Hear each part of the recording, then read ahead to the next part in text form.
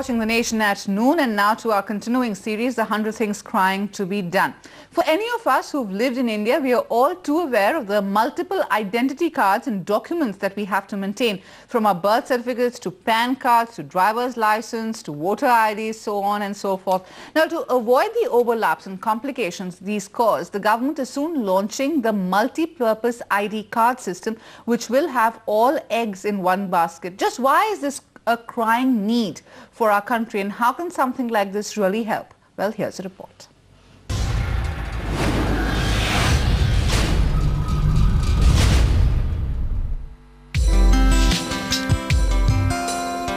Long lines of voters outside polling booths as India's 700 million strong electorate went to polls in May 2009. But for many of these enthusiastic voters, it was a disappointing exercise. Some couldn't vote at all because their names weren't registered, while others couldn't because they didn't have voting IDs issued in time. But if you've lived in India long enough, you will know that this problem is all too common. Individual identity is linked to so many different little cards that it's tough to track, and it hurts when you don't have them all. So just what does an average Indian do to prove that he is in fact an Indian? Well, for those of you working, there's a PAN card that's followed by your passport, your driver's license and your birth certificate. Unfortunately, that's not all. There are several others like ration cards and voting IDs, and the list just goes on. What's more, estimates are that only a small number of Indians actually have any identity proof. Go into the Indian hinterland and you'll reach a stone wall. There are very few identity cards or even ration cards here, and that means there are no records of who's availing what welfare scheme or who needs the help. Not to mention the security risk this poses. An easy answer to all these problems is a fit-all card that covers a gamut of areas. In the US, a social security number tracks every citizen in his or her records, and so successful has it been that other countries like Germany, France, Portugal and Spain have adopted the format.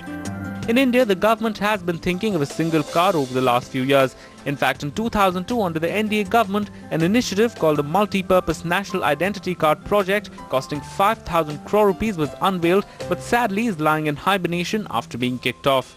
The delay is hurting, and experts say it is imperative that something be done fast. It's a great pro for the people, because they don't need multiple identity documents to be used whenever they go in for some requirement, whereas the government, at one point they have a database of all the citizens of the country, and they're sure that all the benefits that needs to go to a citizen of the country will reach the right people. But apart from the convenience factor, in today's world, security and illegal immigration is also a big concern in India.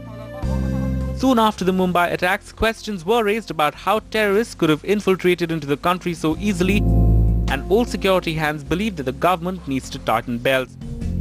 I think this will provide a lot of forward linkages in the process of investigation. Holistically, this system of fingerprint identification can be very versatile, can be applied in a very versatile manner in myriad situations, in difficult moments, in complicated scenario, and it would always help in the application of mind by the investigating officer in vulnerable moments.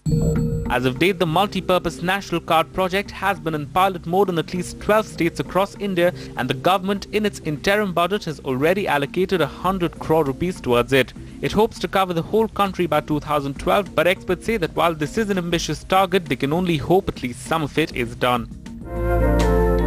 After all, in a country of 1 billion plus, where the lack of accurate census data and rampant corruption has led to serious hurdles in implementation of key projects, this is something that is really crying to be done. Nikhil Namdar, UTVI, Mumbai.